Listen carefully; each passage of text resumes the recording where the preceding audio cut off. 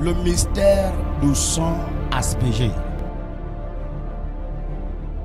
Le sang de Jésus-Christ, dans son explication à ce sujet, dans Matthieu chapitre 26, à partir du verset 26, il mangeait avec ses disciples. Quand subitement, le même pain préparé pour lui et pour ses disciples, il a pris ce pain, rompu, il dit désormais c'est ma chair.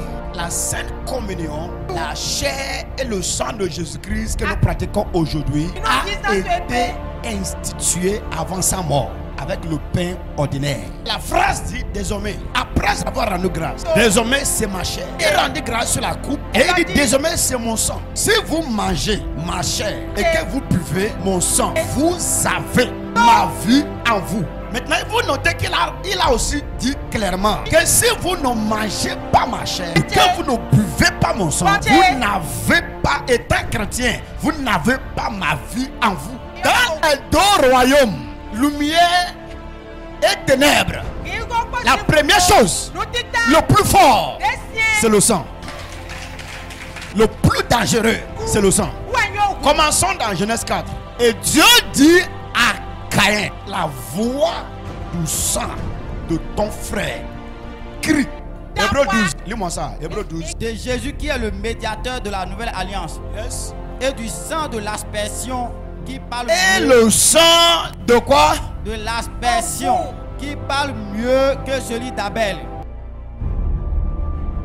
Le mystère du sang aspergé.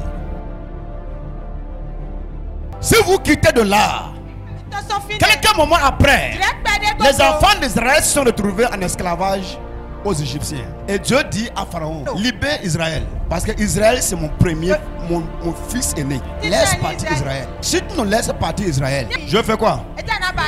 Dieu dit, va faire quoi? Il va tuer qui?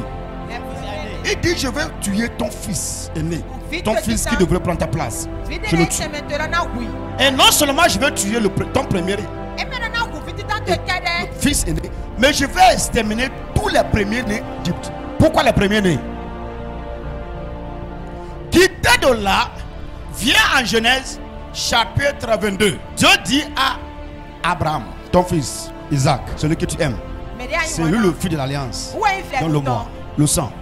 Pourquoi?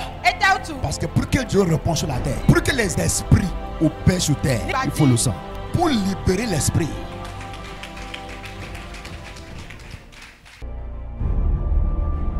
Le mystère du sang aspergé.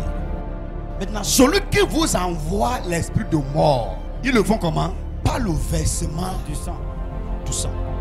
Il n'y a pas que l'esprit bouge sans que le sang ne coule. Pourquoi? Parce que le sang parle. Le sang calme les esprits. Le sang soulève. Ça dépend dans quel sens tu l'as fait. C'est pourquoi il y en a ici dont les parents ont adoré les idoles. Et ces idoles buvaient le sang. Finalement, les parents sont morts maintenant. Et ces idoles réclament le sang. Il n'y a plus personne pour offrir le sang à ces idoles. Et ce qu'ils font souvent, c'est prendre la vie des enfants. Les enfants meurent. Ou bien, cet esprit-là, dans sa colère, rend la vie difficile aux membres de la famille. Pourquoi? Parce qu'il n'y a plus personne pour lui donner le sang. Ça et continue jusqu'au temps de l'arrivée de Jésus-Christ. Il a offert le dernier sacrifice par son sang. Si vous acceptez Jésus-Christ, vous vous retrouvez dans le sang qu'il a versé. Et à partir de ce moment, le sang de Jésus-Christ, dont la Bible dit que ça parle mieux que le sang d'Abel, commence par parler pour toi. Mais c'est pas l'aspersion. Pourquoi? Parce que c'est le sang aspergé qui parle. Dis à quelqu'un, c'est le sang aspergé qui parle. Dis à quelqu'un, le sang bu gère les dossiers internes. Mais le sang aspergé gère les dossiers externes. Dis-lui, pour vaincre les ennemis externes,